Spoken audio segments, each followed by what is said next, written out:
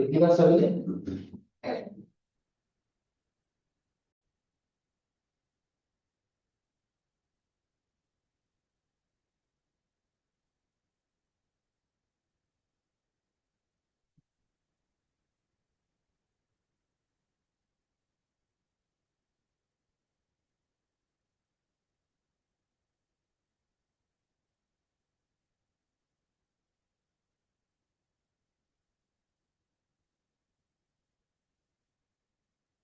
Simple सी बात तो हम सब लोग जानते हैं, P of A plus P of B minus P of A intersection B is equal to P of A union B.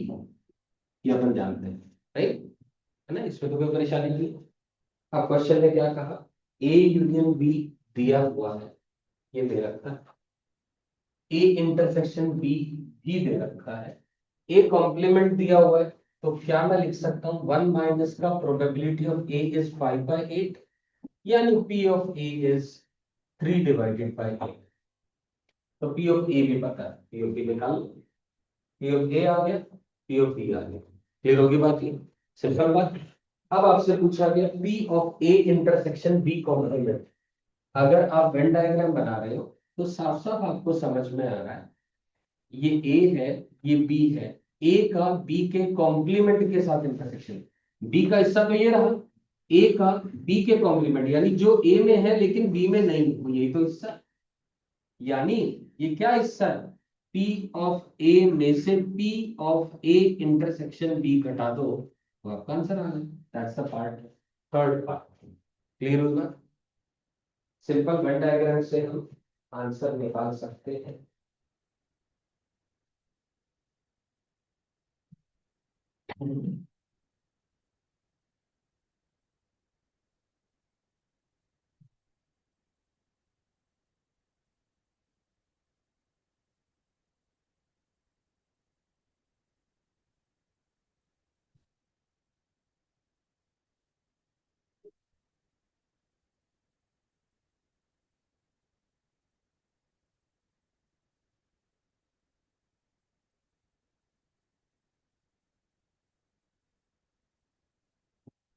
एक क्वेश्चन और लिखेंगे, ये डर के बाद सभी को समझ आ गया।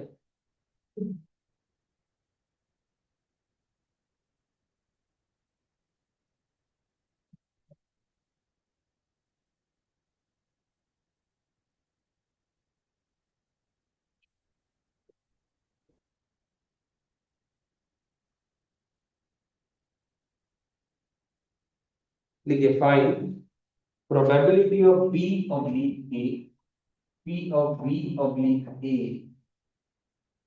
इफ, दो पार्ट्स, पहला part A is a subset of B, A is a subset of B, और दूसरा part A and B are disjoint. ये दो पार्ट्स है, सोचो आराम से।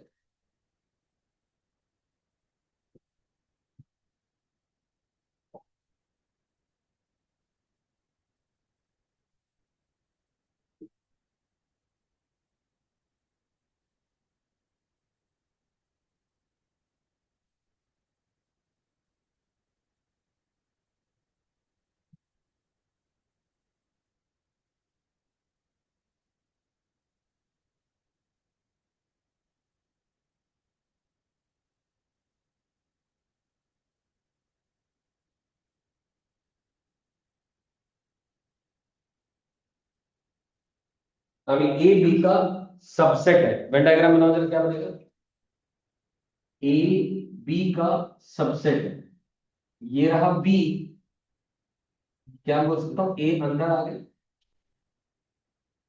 ए is a subset of b, यानी ए और बी का जो इंटरसेक्शन आएगा वो ए ही आ जाएगा, है ना। और आपको b intersect b under the condition a निकालना है, which is probability of b intersection a divided by p of a, which is p of a divided p of a, and finally the answer will be 1, right। क्या आ जाएगा, p of b intersection a is p of a divided P of A, and the answer is wrong. तो बात नहीं समझ में दोबारा पूछेंगे।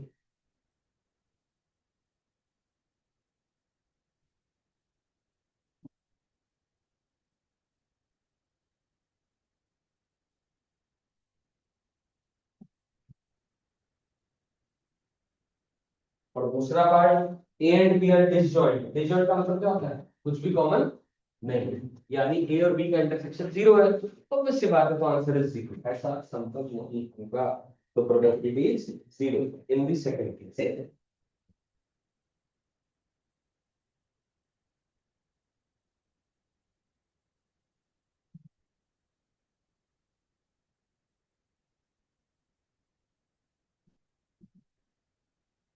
अगला क्वेश्चन देखिए।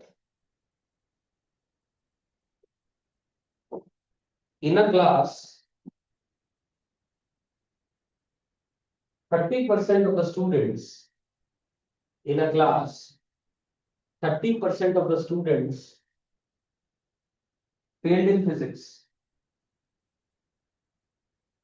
30% of the students failed in physics, comma 25% failed in maths, 25% failed in maths, and 15% 15 and 15% failed in both physics and maths. 15% failed in both physics and maths. Next line में लिखिए, if a student selected at random, if a student selected at random failed in mathematics,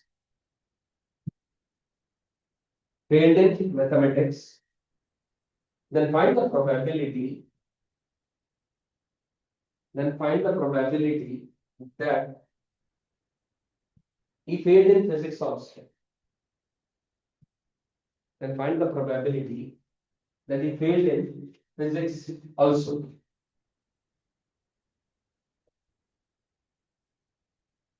तो जब भी probability का question आएगा, हम events को define कर लेंगे। ए इवेंट ये रहा, बी इवेंट ये रहा। अब यहाँ पर हमें दो इवेंट समझ में आ रहा है। एक इवेंट है फिजिक्स में फेल होना, दूसरा इवेंट है मैथ्स में फेल होना। ए इवेंट मान लो, लिखो let capital A be the event failed in physics. Let capital A be the event failed in physics, comma capital B be the event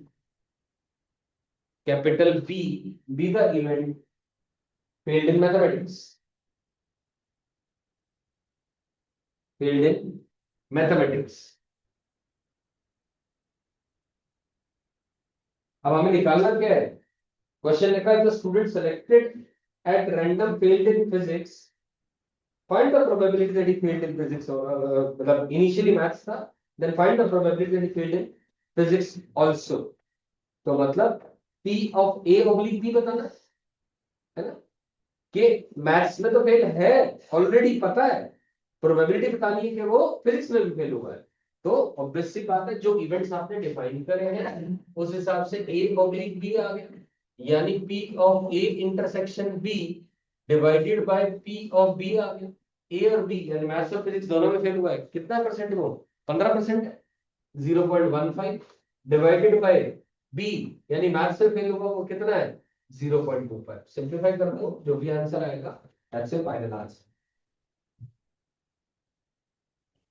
ठीक है। अब जैसे मैंने इवेंट्स डिफाइन करवाए, स्कूल में अगर इवेंट्स नहीं डिफाइन करोगे टीचर नंबर काट और ठीक है।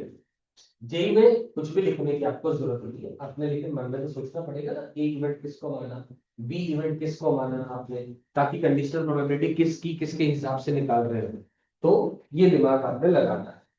अगला क्वेश्चन लिखिए,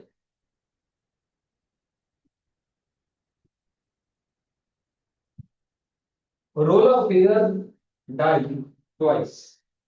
Roll a pair die twice.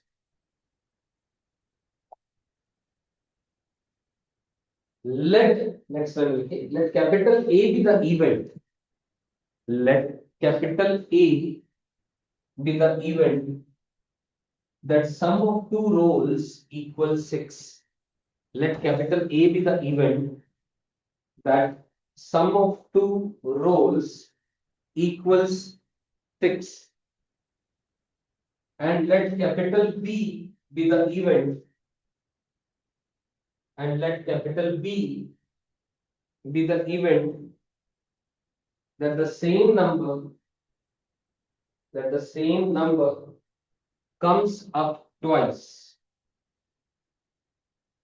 That the same number comes up twice.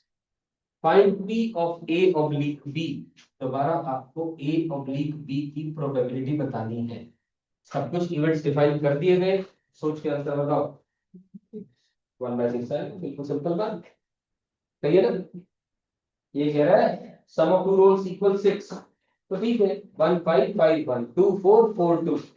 और क्या हो सकता है? 3 3 हो सकता है. तो कितने केसेस हो गए? 6 केसेस हो गए. अब ये कह रहा है same number comes up twice. ये बी इवेंट है. वो कौन सा केस होगा? 3 3 का. तो 3 3 का एक केस डिवाइडेड बाय 6 केसेस जो अभी हमने बात करी. 3 by 1/6 is your answer. Simple question करा रहा हूं. धीरे धीरे पढ़ते चलेंगे, समझते चलेंगे चीजों को.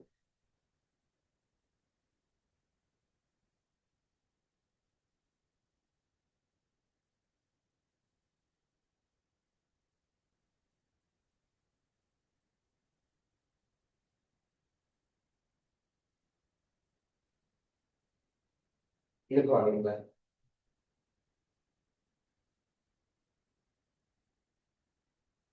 इसी टॉपिक का पार्ट है. देखो independent events.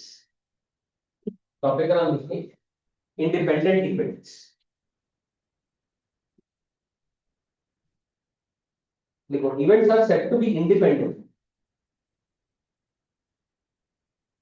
Events are said to be independent. ये पहले भी लिखा चुका हूं लेकिन दोबारा लिख रहा हूं. If occurrence or non-occurrence of one, if occurrence or non-occurrence of one does not affect the probability, does not affect the probability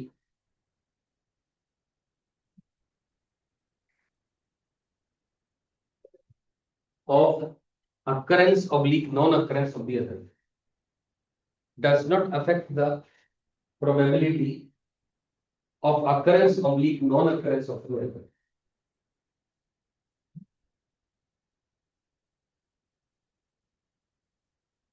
Therefore, probability of A under the condition B is same as probability of A, and probability of B under the condition A is equal to probability of A. Probability of B, sorry.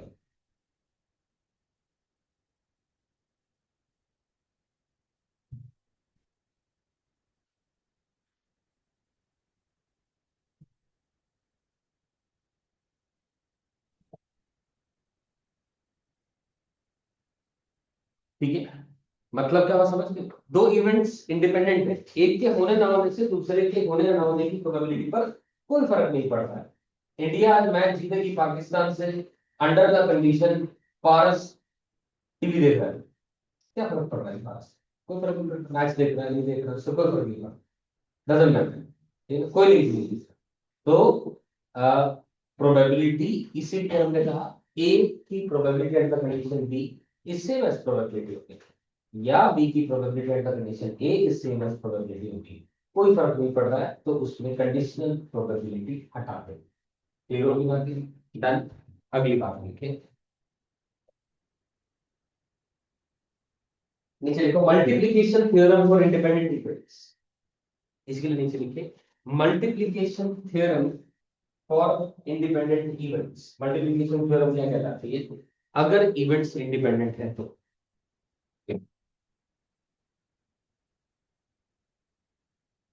देखो if A and B are independent events, if capital A and capital B are independent events, then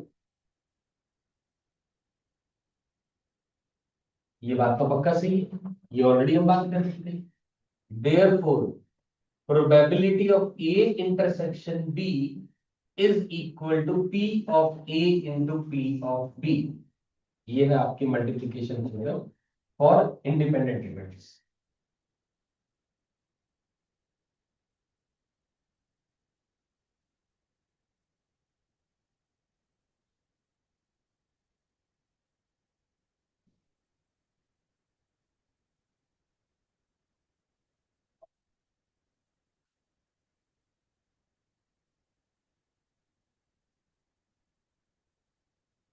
ठीक है, कुछ भी नहीं है, ये simple है।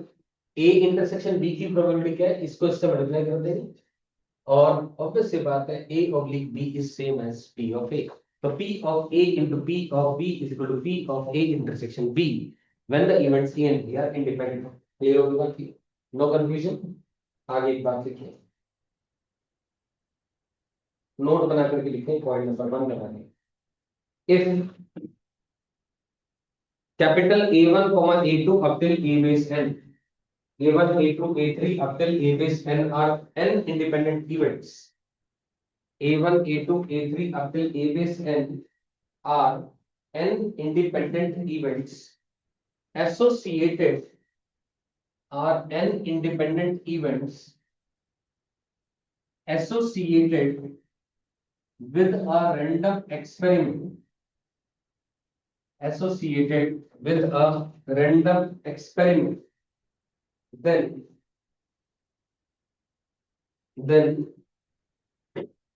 P of A1 intersection A2, it goes on up till AN intersection is equal to P of A1 into P of A2, and it goes on up till P of A base N.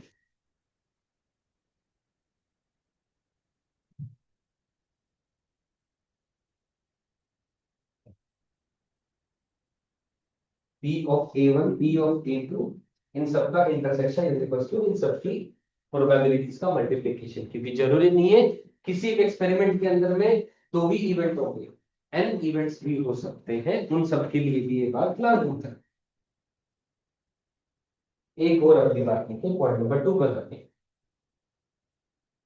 इस chapter में theory बहुत ज्यादा कुछ नहीं है, धीरे धीरे हम थ्योरी के कंप्लीशन के तरफ, दो पार्ट्स रहते हैं थ्योरी के केवल, इसके अलावा one is total probability theorem, another is Bayes theorem.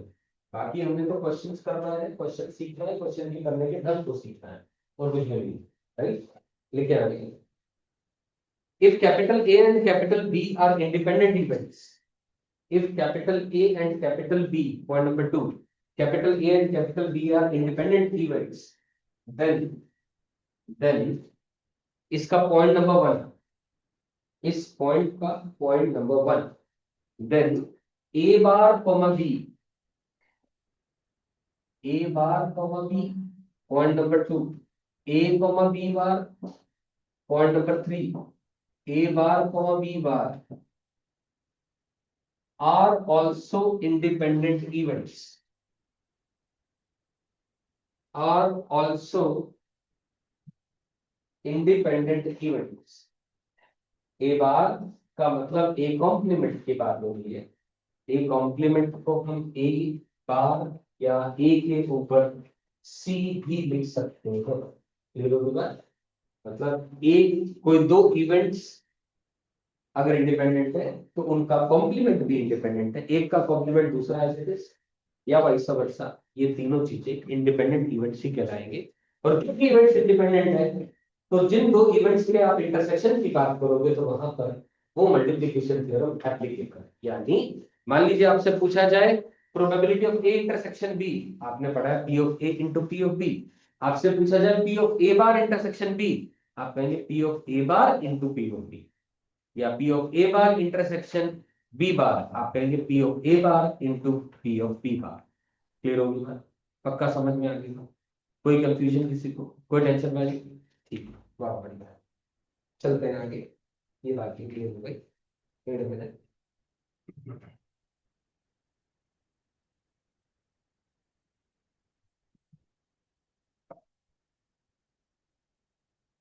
निकल जरा, क्वेश्चन लिखो। If P of A equal to 1/3, A की प्रोबेबिलिटी 1/3 है, बी की प्रोबेबिलिटी 1/2, क्वेश्चन लिखेंगे P of A is 1/3, P of B is 1/2। A की प्रोबेबिलिटी 1/3, B की probability 1/2। Find the probability of A union B। Find the probability of A union B। आपको A union B की probability बतानी है under the following conditions. Under the following conditions. A part देखिए, A and B are independent। A part देखिए, A and B are independent।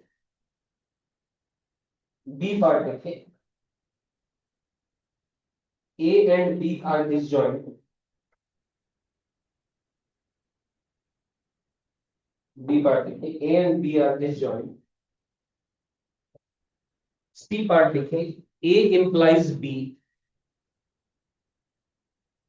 C part देखिए, A implies B।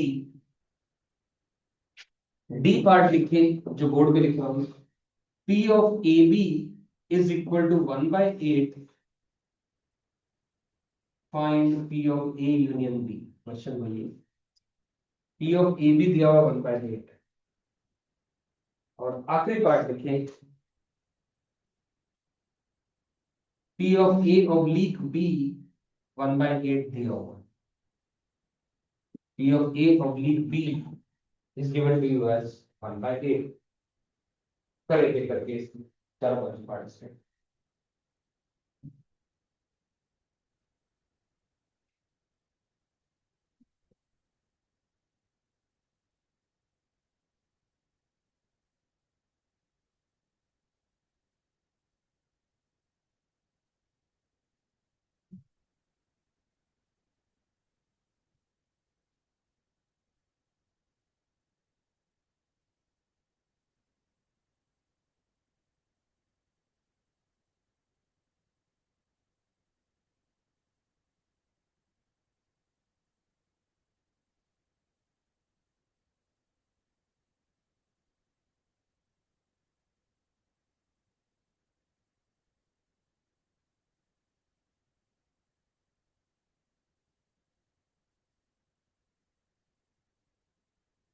पहले part का answer आगे सभी का बताने की जरूरत नहीं है। दूसरे पार्ट का answer A and B disjoint है तो ए इंटरसेक्शन बी 5 हो जाएगा। ए और बी दोनों की प्रोबेबिलिटी दे रखी है तो ए यूनियन बी क्या हो जाएगा 1/2 + 1/3 5/6। सही। Next part A implies B. तो बताओ जरा ए इंप्लाइज बी क्या करें, ये वाला केस है क्या, ए अंदर बी बाहर, या ये केस है ए है बाहर और बी है अंदर। बोलो कौन सा केस है, ये पहला केस आंसर या दूसरा केस क्या कर रहा है इस बात को डायग्रामेटिकली। ए इंप्लाइज बी का क्या मतलब है सोच के बताओ, फर्स्ट पार्ट है कि सेकंड पार्ट है। बोलो बोलो कितने लोग बोल रहे हैं फर्स्ट, कितने लोग बोल रहे हैं डायग्राम यही दर्शा रहा है इस बात को, ए इंप्लाइज बी, ये या नहीं। फर्स्ट कितने लोगों का आंसर, एक का। सेकंड कितने लोगों का आंसर, काशी का कोई आंसर नहीं है दोनों केस में, इसके अलावा तो कोई और आंसर ही नहीं हो सकता। क्या आंसर है, आंसर है फर्स्ट। फर्स्ट ही आंसर सही है, थोड़ा सा कॉमन सेंस भी लगाएंगे हम सारे ना। ए इंप्लाइज बी, इधर ध्यान से सुनो, ए का इस रीजन में कुछ भी हो जाए तो पक्का बी तो हो रहा है, बी तो पक्का हो रहा है। लेकिन अगर ए बाहर है, ए यहां हुआ, क्या इससे लग रहा है कि बी हुआ, नहीं हो, तो ये बात गलत है, ये बात सही है। समझ में आई मेरी बात, ये ए बी को इंप्लाई कर रहा है, गारंटी कर रहा है। ए का जो हिस्सा हुआ पक्की बात है वो बी का ही पार्ट है, तो बी हुआ उस रीजन का, उस पार्ट का, उतने हिस्से का। क्लियर। तो ए इंप्लाइज बी, तो यानी ए और बी का इंटरसेक्शन क्या आ जाएगा, ए। तो पी ऑफ ए आपको निकालना क्या है, ए यूनियन बी। तो ए इंटरसेक्शन बी, मैं लिख रहा हूं बड़ा, ए और बी का जो इंटरसेक्शन है वो आपने कहा वो ए होगा, ए और बी का इंटरसेक्शन। ए और बी का जो यूनियन है, ए और जो बी है उसका जो यूनियन है वो बी हो गया। सही है बात क्या, ए और बी का यूनियन बी हो गया। तो P of A union B ये निकालना है। क्या बनेगा, क्या आंसर आएगा, 1/2 आ जाएगा। सही है, P of A union B, देखो ना, P of A union B, आपने कहा वो पी ऑफ बी है। सही है, तो 1/2 किसका आंसर आया था, ये है किसी का भी आंसर। आप कैसे आप बताओ, आप ये पूछ रहा हूँ। जो बोलो, P of A, P of B 1/2 given, अच्छे से गिवन है, ठीक। चलो आगे, तो मैंने ध्यान नहीं दिया। ठीक होगी बात, क्लियर है, डन। आगे चल ले, अगला पार्ट है, इस सिंबल का मतलब क्या है, P of A B is equal to 1/8। इसका मतलब है ए इंटरसेक्शन बी, ये स्टैंडर्ड भाषा लिख देगा। इसका मतलब है P of A intersection B is 1/8, ये मतलब है। ए इंटरसेक्शन बी दिया हुआ है, ए दिया हुआ है, बी दिया हुआ है, तो ए यूनियन बी निकाल लो। निकालो तो आंसर क्या है,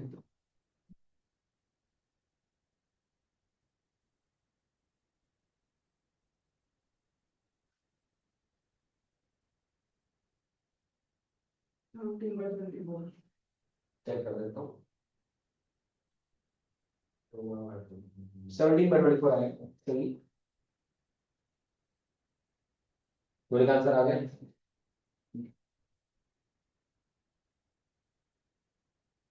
अभी डन, सब कर लिए, पास आ गया आंसर। चलो नेक्स्ट पार्ट का आंसर बताइए। ए ऑब्लिक बी दिया हुआ है, ए ऑब्लिक बी का मतलब है A intersection B divided by P of B, P of A intersection B divided by P of B is given to us 1/8। ये value पता है, पुट कर दो, आपके पास ए इंटरसेक्शन बी आ जाएगा, वो आगे फर्दर आंसर आ जाएगा। करो।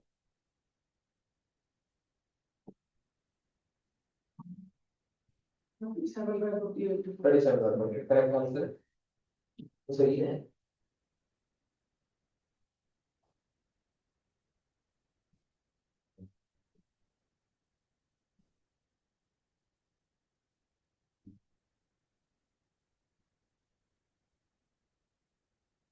चलिए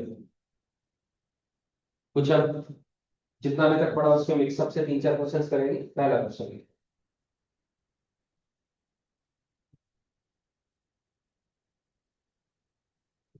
a problem in mathematics, question लिखो, a word problem पे आ गया।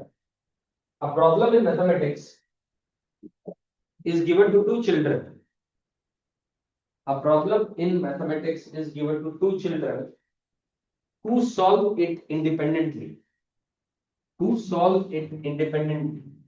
दो बच्चों को क्वेश्चन सॉल्व करने के लिए दिया गया, इंडिपेंडेंटली सॉल्व कर रहे हैं। If the probability of A solving the question is 1/2, if the probability of A solving the question is 1/2 and probability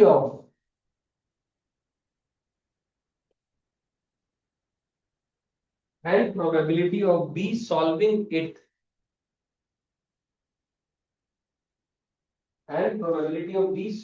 it is 2/3,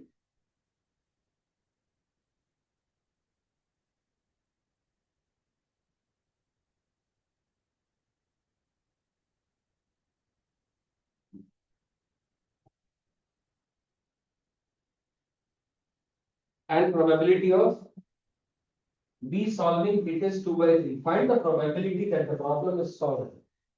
Find the probability that the problem is solved.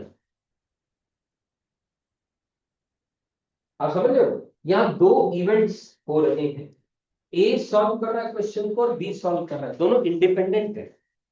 कोई किसी का लेना देना नहीं है। फाइनली हमें मतलब है क्वेश्चन के होने से इससे कोई फर्क नहीं पड़ रहा ए से हो रहा है या बी से हो रहा है, इंडिपेंडेंट इवेंट्स का ये सिग्निफिकेंस होता है। तो बताइए क्या आंसर आएगा, क्या करेंगे इसमें, कैसे बनाएंगे। आंसर इज 5/6, बिल्कुल सही। कैसे निकाला, ए यूनियन बी निकाल दिया। अच्छा वो क्या आ गया, ए यूनियन बी 5/6 आ गया, बिल्कुल सही है। ए यूनियन बी आएगा 5/6, क्योंकि ए यूनियन बी का मतलब क्या है, ए और बी और बोथ। ये मतलब हुआ इस बात का, मतलब या इस बात को ऐसे समझ लो, ए से प्रॉब्लम सॉल्व हो रही है, बी से नहीं हो रही, या फिर ए से नहीं हो रही है, बी से हो रही है, या फिर ए से भी हो गई, बी से भी सॉल्व हो गई। कर दो, मल्टीप्लाई कर दो, ऐड कर दो, आंसर आ जाएगा। ए के होने की प्रोबेबिलिटी कितनी है, 1/2, और बी के कितनी है, कितनी रखिए, 1/3, 2/3। तो ये बन जाएगा 1 माइनस का 2/3, प्लस ये तो हाफ ही रहेगा, और ये बनेगा 2/3, प्लस ये 1/2 इंटू 2/3, सॉल्व कर दो। इस बात को ऐसे करने की बजाय तो बच्चा कह रहा है सर 1 माइनस का problem is not solve, 1 minus का problem is not solve is equal to the problem is solve, ऐसा बोल सकता हूँ। 1 minus probability of the question is not solved is equal to probability the question is solved। अब question solve नहीं हुआ, इसका मतलब ए से भी नहीं हुआ और बी से भी नहीं हुआ।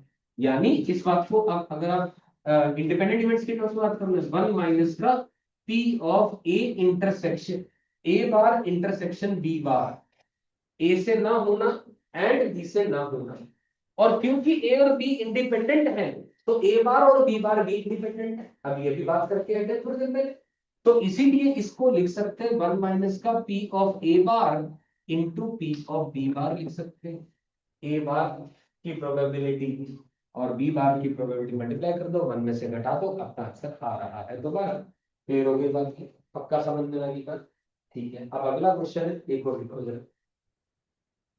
अब अगला क्वेश्चन जिससे हो जाएगा वो आईआईटी में जाएगा, जिससे नहीं होगा वो नहीं जाएगा। क्वेश्चन का नेचर ये है, लिखो जरा, वरना क्वेश्चन बता दूं पहले समझ आ जाएगी। लिखो, a purse contains 10 tickets, a purse contains 10 tickets, comma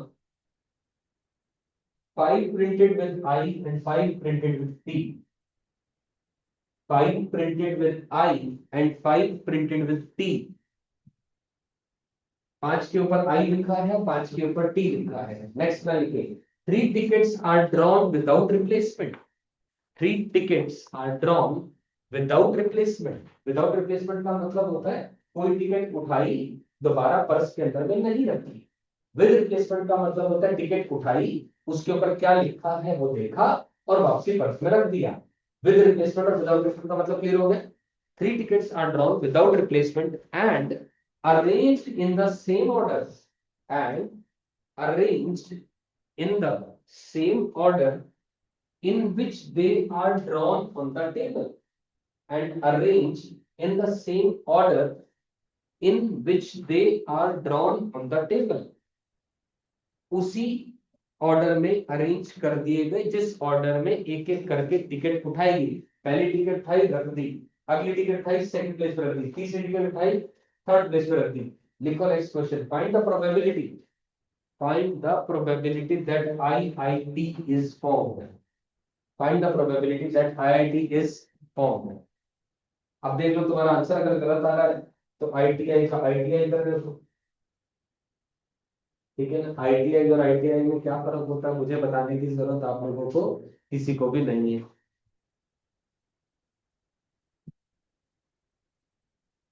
आप आराम से सोचें, अब मुझे लग रहा है सोच के ही आंसर देंगे या आंसर नहीं देंगे।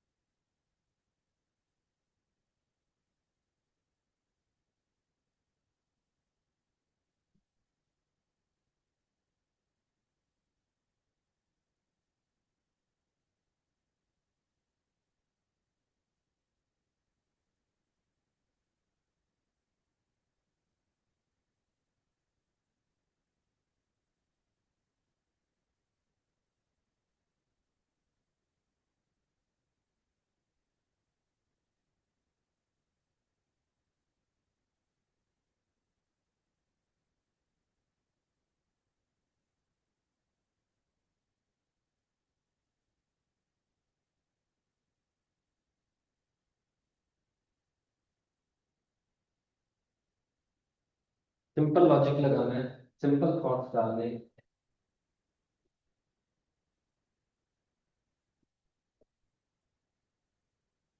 मैं बताना शुरू करूँ या बताएंगे आप लोग? कोई टेंशन ना लो, क्वेश्चन का आंसर गलत आएगा, नजर नहीं ना आएगा, नहीं आ रही प्रोसेस का जो कि नीचे। हाँ जी, आया आंसर? आया किसी का? तो किसी का नहीं आया गर्ल्स में से भी? हर्षित आंसर आ गया? नहीं। चल अब मेरी बात ध्यान से सुनिए, ऐसे क्वेश्चन को करेंगे कैसे, एक एक करके इवेंट। सबसे पहले हमने क्या निकालना है? आई। फिर क्या निकालना है? आई। फिर क्या निकालना है? पी। अब कितने आई अवेलेबल है? 5। ठीक है ना? अच्छा, प्रोबेबिलिटी में ना एक चीज समझिए, एक सिंपल बात। एक ये बात अधिकतर बच्चे चैप्टर खत्म हो जाता है समझ नहीं आती, लेकिन जो मैं बता रहा हूँ आराम से सुनिए बात और ध्यान में रखिए। मान लो मैंने एक सिंपल सा सवाल पूछा, इस क्वेश्चन से हट के बात कर रहा हूँ। एक बैग है आपके सामने रखा है, उसमें 4 व्हाइट बॉल्स है और 5 ब्लैक और 6 ब्लैक बॉल्स है। ठीक है, मैं चाहता हूँ एक व्हाइट बॉल उठाना, चारों व्हाइट बॉल एक जैसी है, 6 की 6 ब्लैक बॉल एक जैसी है। क्लियर होगी बात?